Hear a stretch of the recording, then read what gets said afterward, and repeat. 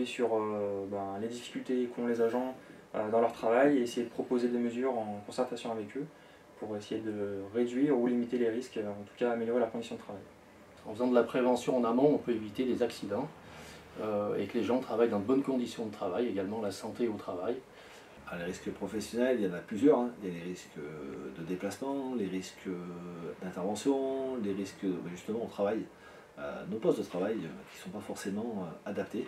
Prendre en compte tous les risques qu'on va retrouver au sein de la caserne déjà dans un premier temps pour éviter l'accident et éviter les arrêts maladie.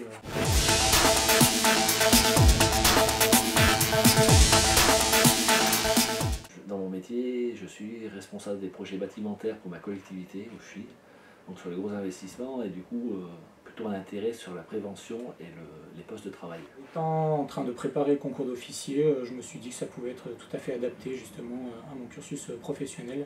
J'ai eu une expérience professionnelle dans le monde de la prévention, donc en centrale nucléaire notamment, donc sur le risque incendie, et en technicien industriel sur la prévention des risques professionnels de toute nature. J'ai pris cette responsabilité puisque dans mon emploi de tous les jours, dans ma collectivité, je suis conseiller prévention et chargé de sécurité.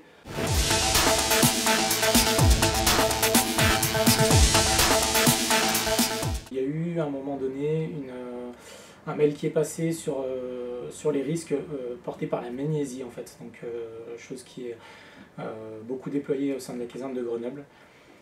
Donc j'ai fait mon analyse là-dessus et avec quelques recommandations comme le fait d'ouvrir les travées lorsqu'on fait des cordes pour éviter que ce nuage de magnésie en fait soit inhalé et risque du coup engendre des risques au niveau pulmonaire pour le personnel. Alors à Bourgoin, l'année dernière, on a travaillé sur la toxicité des fumées, la déclinaison des mesures qui ont été déclinées par rapport au groupe de travail. Donc l'objectif, ça a été de mettre en place les kits hygiène. Il y a eu un gros travail de sensibilisation sur le risque, où on a vu chacun des agents pour leur expliquer les phénomènes et puis les conséquences que ça pouvait avoir sur leur santé. Alors les actions phares, c'était un petit peu tout ce qui est prévention routière, conduite sur neige, le guidage et la ceinture de sécurité, le port de la ceinture de sécurité.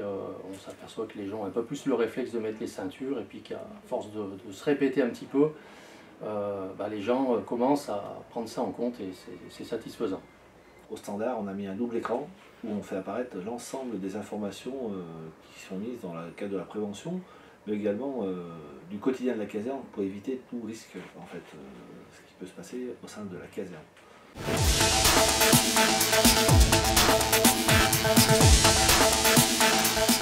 Alors, projet pour 2020, je pense qu'on a un petit peu tous impliqué dans la toxicité des fumées, donc c'est le sujet actuel. Et puis nous, anciens pompiers, un petit peu aussi, on a des mauvaises habitudes, il va falloir développer un petit peu nos rentrées d'intervention, retour d'intervention de feu et pouvoir pratiquer un cheminement dans la caserne de façon à ne pas souiller les vestiaires avec nos effets subis par le feu.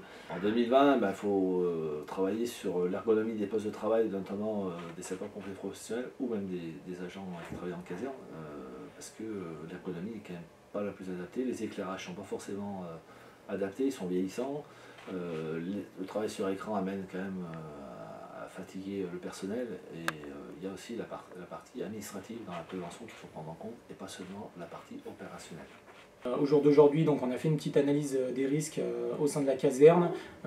Il serait intéressant de mettre un marquage au sol, un marquage piéton, et après c'est les casiers de feu en fait qui sont